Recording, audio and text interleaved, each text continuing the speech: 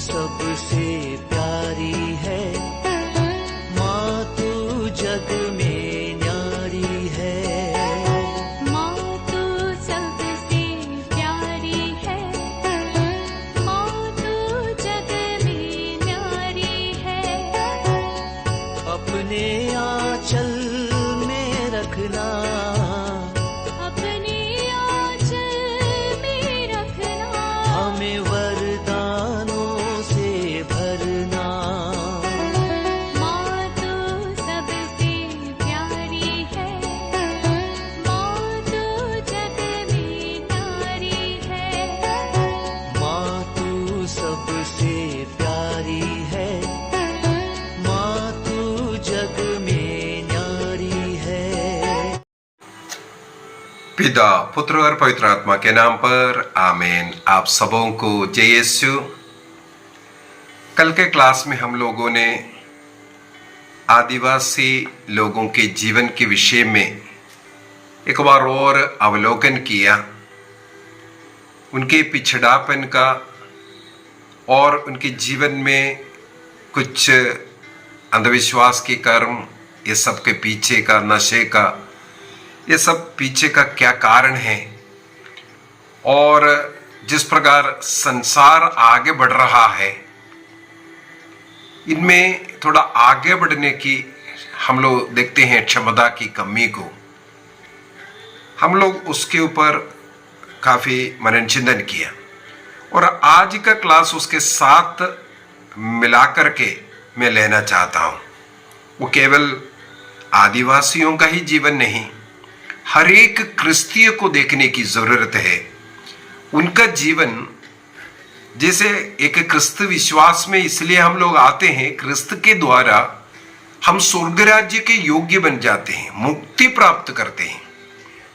यदि हम इस संसार में स्वर्ग का जीवन नहीं, हमारे जीवन में उन आशीषों को, कृपाओं को नहीं पा रहा है जो ईश्वर से हमें मिलता है, और हम ईश्वर से जुड़ी हुई जीवन नहीं जी रहा है, इसका मतलब है हम नरक का अनुभव इस संसार में, इस जीवन में कर रहा है। इसके पीछे का मुख्य 3 कारण मैं आज बोलना चाहूंगा। आज पहली बार नहीं, इससे पूर्व में मैं कई बार ये 3 बातें बताया। कई बार मैं परिवार के क्लास ले चुका हूं, उसमें बता दिया है, और पाप के विषय में बताया, उसमें भी बताया है। तो आज पुनः मैं ये बताना चाहूंगा, हमारे जीवन में उन्नति नहीं है, हमारे जीवन में खुशी नहीं है, हमारे जीवन में पाप ही पाप है, हमारे जीवन में हमारे संतान पीढ़ी दर पीढ़ी जो है ऊपर नहीं आ पा रहा है। इसके पीछे का 3 कारण बाइबल जो हमें सिखाता है।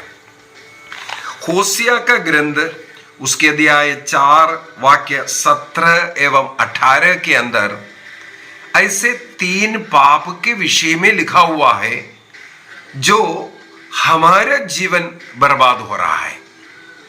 होसिया के द्वारा इस्राएलियों के लिए चेतावनी दिया गया है। यहां पर होसिया के द्वारा ईश्वर क्या कहते हैं? वाक्य 17 में लिखा है, एफ्राइम मूर्ति पूजा में लग गए हैं। एफ्राइम ईश्वर का लाडला पुत्र वो आज मूर्ति पूजा में लग गया है करके। मूर्ति पूजा क्या है? जो सत्य ईश्वर को छोड़कर अन्य किसी में विश्वास, चाहे वो दैनिक प्रार्थना नहीं हो, हमारे घर में पारिवारिक प्रार्थना नहीं चल रहा हो, या हम बाइबल नहीं पढ़ता हो, या हम लोग चर्च नियमित रूप से नहीं जा रहा है, संस्कारों को ग्रहण नहीं कर रहा है। क्या कारण है? क्योंकि उसमें हमें विश्वास नहीं, प्रभु में विश्वास नहीं। हाँ, कई लोग तो क्रिस्तीय लोग तो है, लेकिन क्रिस्त से बढ़कर के अंधविश्वास के कर्म जीवन में है। उदाहरण के लिए, अगर बीमार हुआ, सबसे पहले ऐसे लोगों के पास जाएंगे जो तंत्र मंत्र, जादू टोना या झाड़ फूक कर रहा है। कई ऐसे क्षेत्र है, हर विलेज में ऐसे झाड़ फूक करने वाले तांत्रिक लोग होते हैं। ईश्वर से बढ़ करके, प्रभु से बढ़ करके लोग उन पर आश्रित रहते हैं। बाबा लोगों पर ऐसे ऐसे जो मूर्खता का कार्य कर रहा है, उनके पास उनका फॉलोवर्स बहुत ज्यादा है। कई लोग भविष्यवक्ता बन करके गांव में है, प्रार्थना करने वाला है बोल करके है। कई लोग ऐसे ऐसे गलत लोगों के पीछे भागने वाले बहुत लोग हैं। कई बार मुझे भी फोन आते हैं। एक बार अगर कोई ऐसा क्लास में डाल दूं प्रार्थना का, इसके बाद तो तुरंत बहुत क्लास आ जाए, फोन आ जाता है, ब्रदर जी इसके लिए प्रार्थना करो, उसके लिए प्रार्थना करो। थोड़ा प्रार्थना करके बताइए आप क्या है कारण, घर में शांति नहीं है। बताने की ही जरूरत नहीं है। यदि मैं पूछूं क्या घर में रोज पारिवारिक प्रार्थना है, कोई बैठता नहीं है। अरे कारण तो आपके पास है, आपको मालूम है आप ईश्वर से कितना जुड़ा हुआ है, आप उसको देखिए। क्या आपका परिवार एकदम जुड़ा हुआ है? नहीं है। यहां पर यही लिखा हुआ है, आज अफ्राइम मूर्ति पूजा में लग गया है। ईसा मसीह ने स्वयं एक दृष्टांत बोला, मुझे वो दृष्टांत बहुत अच्छा लगा। कौन सा दृष्टांत है? एक फरीसी और एक नाकेदार प्रार्थना करने के लिए मंदिर जाते हैं। नाकेदार अपना छाती पीट पीट करके बता रहे मैंने ये दिया, मैंने वो दिया, मैं सप्ताह में 2 दिन उपवास करता हूं, मैं गरीबों को मदद करता हूं, मैं नियम कानून के अनुसार चलता हूं। वो अपना जो कुछ कर रहा है उसको गिनाना शुरू किया। और उसी समय पर उस मंदिर में एक और व्यक्ति था जो नाकेदार, जिसे हम लोग पापी मानते हैं। वो मंदिर में सबसे पीछे खड़े, प्रभु की ओर आंखें उठाने का भी उसको हिम्मत नहीं है। वो विनम्रता के साथ प्रभु के सामने अपना विनम्रता, अपने दीनहीनता दिखाए। वो व्यक्ति प्रभु में आश्रित रहने वाला व्यक्ति है, अपने को दीनहीन समझने वाला व्यक्ति। वो अपने हृदय को, अपने अंतःकरण के अंदर जो दुख है, खेद है, जो अपने बुराई, अपने गलतियों के कारण वो प्रभु के सामने उठाया। मैं योग्य नहीं आपकी ओर देखने के लिए, ये मनोभाव से वो प्रार्थना कर रहा है। और एक आगे जा करके अपना बढ़ाई कर करके ईसा मसीह ने कहा, इन दोनों में वो नाकेदार प्रभु का आशीष प्राप्त करके गया, क्योंकि वो नाकेदार अपने को विनम्र किया, इस योग्य भी नहीं समझा। वो जाकर के प्रभु के सामने खड़े होकर के हाथ पसारे, वो हाथ बढ़ाने के लिए, हाथ पसारने के लिए भी वो हिम्मत नहीं रख रहा है, इतना विनम्र। फिर वो क्यों गया वहां पर? वो इसलिए गए, आप ईश्वर मेरा सब कुछ है। उनकी करुणा पर, उनकी दया पर, उनकी कृपा पर वो भरोसा करता था। यदि वो एक दिन जी रहा है, इतना पापी होकर के प्रभु के द्वारा जो कुछ मिल रहा है उसके लिए धन्यवाद देने के लिए जाते हैं।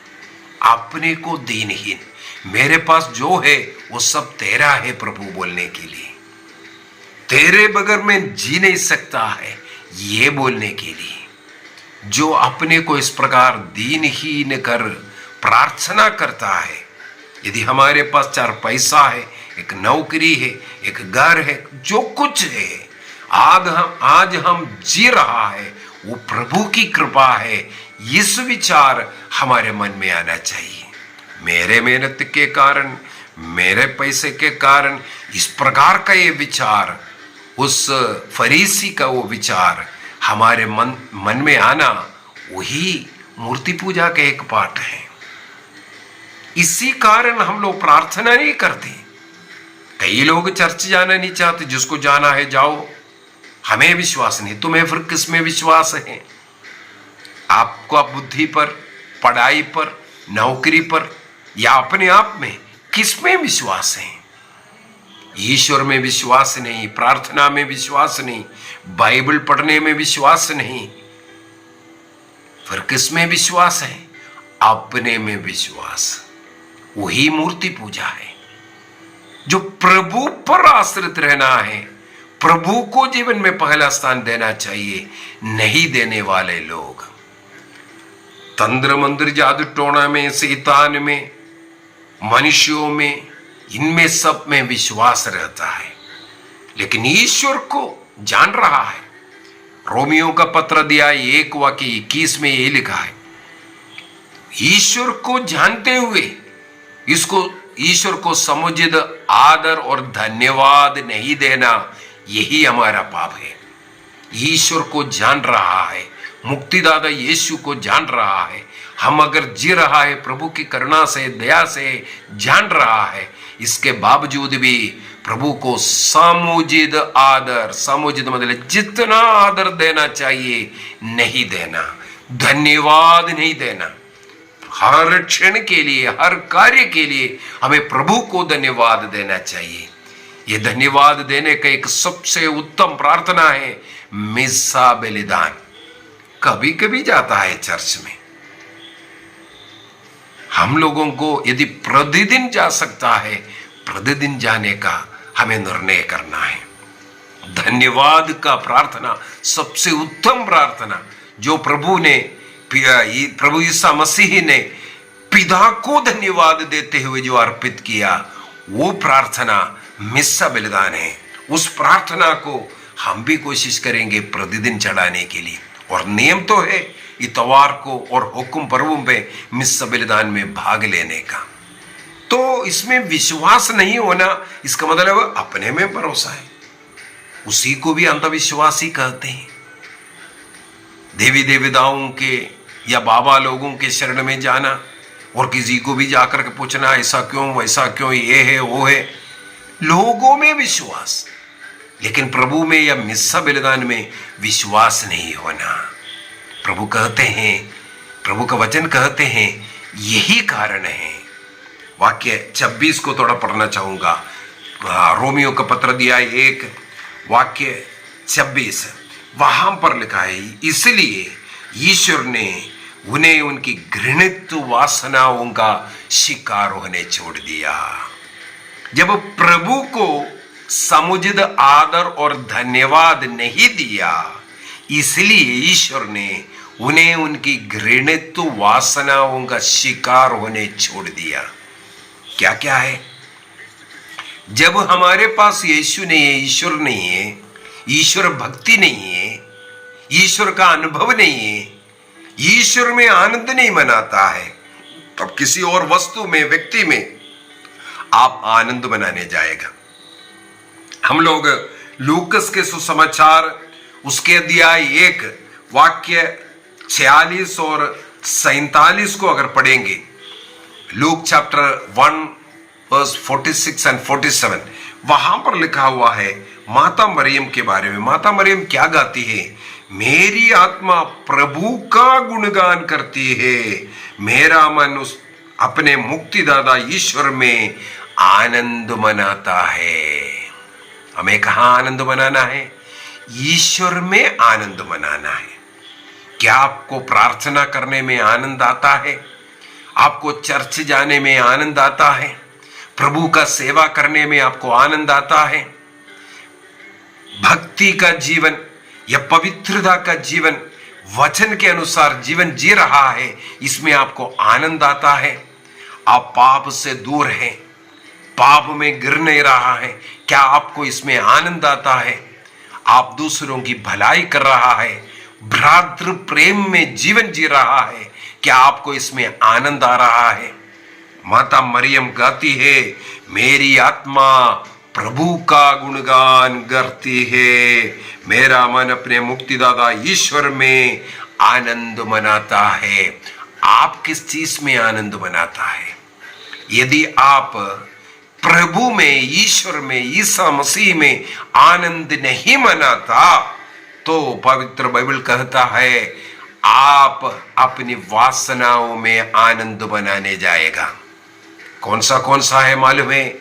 नशा, होशिया का ग्रंथ अध्याय 4 वाक्य 18 में लिखा है, तब आप में नशे का लत लगेगा, शराबियों का अड्डा बनेगा, आपका जीवन फिर नशे में आनंद मनाने के लिए जाएगा।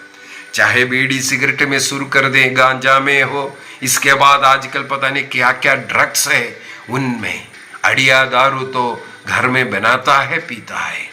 किसमें आनंद है? प्रभु में जो परिवार आनंद नहीं मनाएगा, वो परिवार नशे में आनंद मनाना शुरू करेगा। होशिया का ग्रंथ चैप्टर 4 वर्स 18। ईश्वर को पहला स्थान नहीं दिया, ईश्वर को समुचित आदर धन्यवाद नहीं दिया, ईश्वर आपका आनंद का कारण नहीं है, तब आपका आनंद आप ढूंढेंगे नशे में। इसके बाद अगला लिखा हुआ है, वेश्यावृत्ति अर्थात वासना, व्यभिचार का पाप आपके जीवन में आएगा। कारण क्या है? ईश्वर को महत्व नहीं दिया। कई बार मैं पूछता हूं, आपका घर का सबसे बड़ा संकट क्या है? कई लोग बोलते हैं पति पीते हैं, बच्चे पीते हैं, इस कारण है।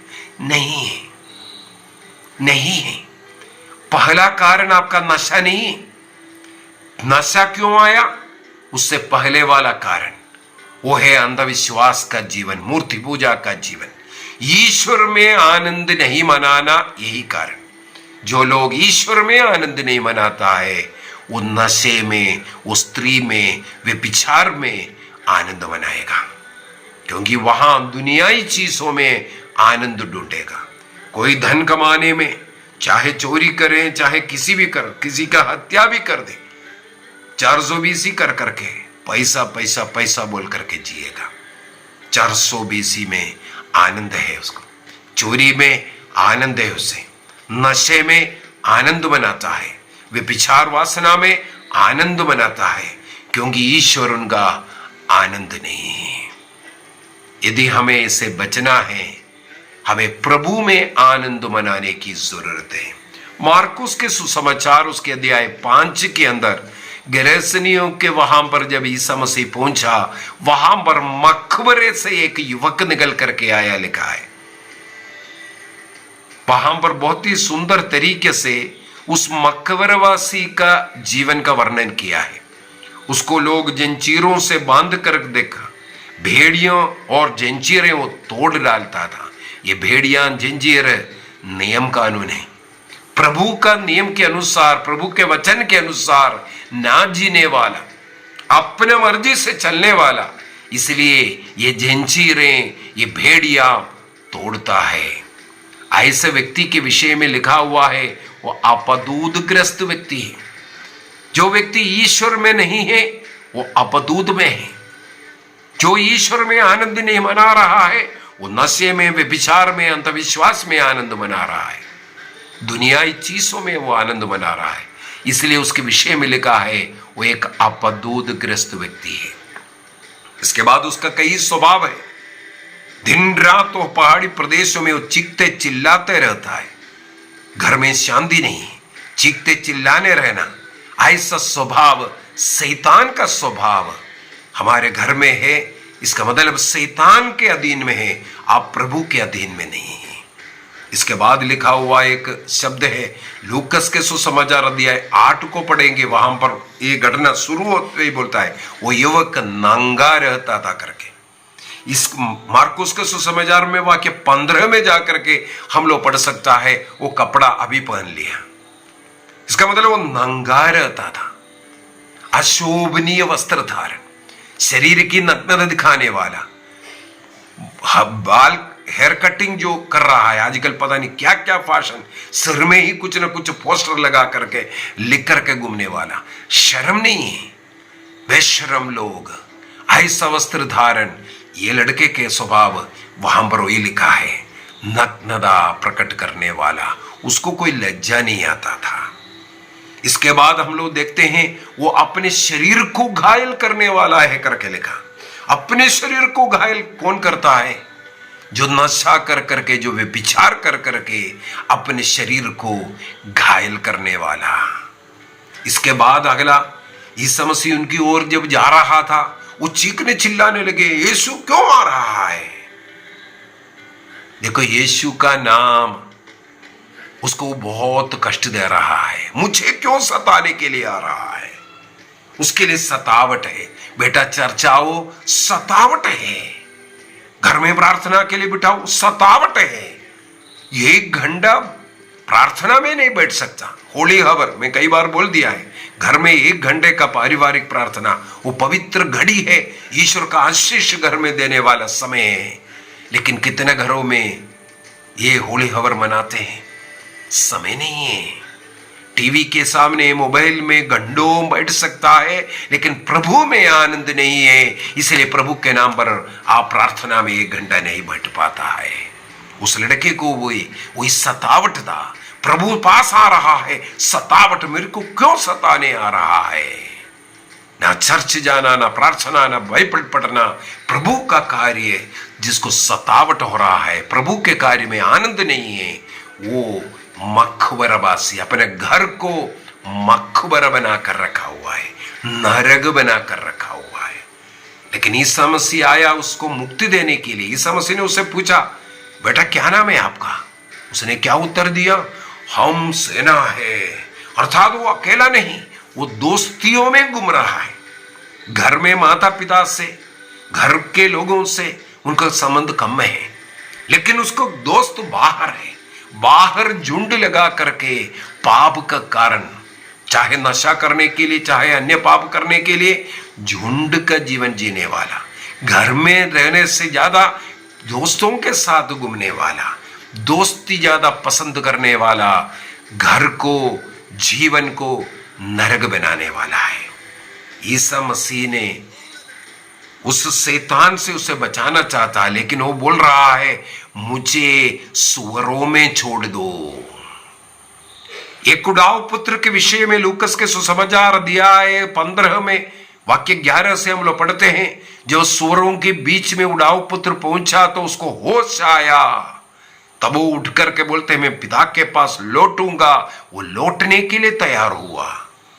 लेकिन यहां का ये पुत्र जो शैतान के वश में पड़ा हुआ है, घर को नरक बना करके रखा हुआ है, वो कहते हैं हमें इस हाल में छोड़ दो, सुअरों में छोड़ दो। प्रभु यीशु मसीह उसे शैतानों से मुक्ति दिया, पापों से मुक्ति दिया, क्योंकि वो मुक्तिदाता ईश्वर है। इसके बाद 15वें वाक्य में हम लोग देखते हैं, ईसा मसीह के चरणों में शांत बैठने वाला। जब तक आप अपने घर में 1 घंटा शांत बैठ करके प्रभु का आराधना स्तुति नहीं कर पाएगा, आपका घर स्वर्ग नहीं बन सकता। उस लड़के का जीवन तब स्वर्ग बना जब इस प्रकार का दुनियाई चीजों को वो जाने दिया। ईसा मसीह ने उसे उन बंधनों से, पापों से उसे मुक्ति दिया। तब वो प्रभु के चरणों में वस्त्र पहन करके शांत बैठा हुआ था। इसके बाद वो प्रभु से आग्रह करते हैं, मुझे भी आपके चेले बनना है, मुझे भी आपका फॉलोवर बनना है, मुझे भी आप सुसमाचार प्रचारक बनना है, मुझे भी फादर बनना है। इस प्रकार का आग्रह प्रभु ने कहा, तुम जा करके अपने परिवार वालों को अपने को दिखाओ। घर से दूर दोस्ती कर करके पाप के बंधन में पड़ा हुआ था, घर वालों के सामने पहले साक्षी बनो। घर में पहले साक्षी बनो, घर में प्रार्थना शुरू करो, घर में बाइबल पढ़ना शुरू करो, घर में माता पिता के सामने, बच्चों के सामने, अन्य लोगों के सामने आदर्श जीवन जी करके दिखाओ। वो जाते हैं। मार्कुस का सुसमाचार 5:20 में हम लोग पढ़ते हैं, वो पूरे दक्का पुलिस में जाकर के प्रभु का प्रचार करना, विटनेस देना शुरू किया। हमारा जीवन भी जहां कहीं भी हम जाएं, उदाहरण बनना चाहिए। ये कोशिश करना है। स्कूल में पढ़ने वाला बच्चा ये निर्णय करना है, मैं अन्य बच्चों के लिए उदाहरण बनूंगा, मेरे जीवन मसीही जीवन होगा। नौकरी करने के लिए किसी ऑफिस जाने वाला व्यक्ति, वहां के लिए एक दूसरा मसीह बनना है। आपका जीवन अन्य लोगों के लिए उदाहरण बनना है। आप में मसीह दिखना चाहिए। उसी प्रकार कोई भी अन्य लोगों के लिए उदाहरण का जीवन बनना है, तब हम बोल सकता है हाँ, हम प्रभु में आनंद मनाता है। इस प्रकार ये तीन जो बड़े पाप, अंधविश्वास अर्थात प्रभु में आनंद नहीं मनाना, दूसरा उस कारण हमारा आनंद नशे में, वासना में, धन में, लौकिकता में जाएगा, उससे हमें मुक्ति की जरूरत है। निर्णय कीजिए। आइए हम अपनी आंखें बंद करें, प्रभु से प्रार्थना करें। प्रभु एक सत्य का जीवन, पवित्रता का जीवन जीने के लिए हमें अपनी आत्मा प्रदान कीजिए। मैं इस समय पर ऐसे परिवारों को समर्पित करता हूं जिन घरों में प्रार्थना नहीं है, जो घर नशे का, शराब का अड्डा बना, जुआ खेलने वाला, लड़ाई झगड़ा का बाजार बना हुआ है, एक दूसरे का आदर सम्मान नहीं करता है, नरक बनाया हुआ, मकबर बनाया हुआ घर। यीशु में आनंद मनाने की कृपा आप सबों को मिले। हमारा आनंद का कारण प्रभु होना चाहिए। प्रभु में आनंद मनाएंगे, ये निर्णय कीजिए। निर्णय कीजिए भ्रातृ प्रेम में जीने का, घर में रोज पारिवारिक प्रार्थना होने का, होली हवर रहेगा। कोशिश करेंगे प्रतिदिन चर्च जाने का, मिस्सा बलिदान में भाग लेने का, एक साक्रमेंटल लाइफ बार बार पाप स्वीकार करते हुए योग्य रीति से प्रभु को ग्रहण करेंगे। इस प्रकार मैं और प्रभु एक बन करके, ईश्वर का पुत्र बन करके रहने का निर्णय कीजिए। प्रभु आप सबों को अनुग्रह आशीष प्रदान करे। पिता, पुत्र और पवित्र आत्मा के नाम पर आमीन। आप सबों को जय यीशु।